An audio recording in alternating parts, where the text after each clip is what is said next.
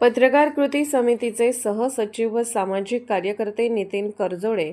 तसेच आरटीआय कार्यकर्ते नरेंद्र सब्बन यांचा वाढदिवस आपाश्री मित्र परिवार व संपादक पत्रकार बांधव यांच्या वतीने मानाची टोपी, शाल, पुष्पहार घालून सत्कार करण्यात आला। यावेळी तिसरी आक मानवाधिकार संघटना महाराष्ट्र प्रदेश अध्यक्ष व पत्रकार कृती समितीचे अध्यक्ष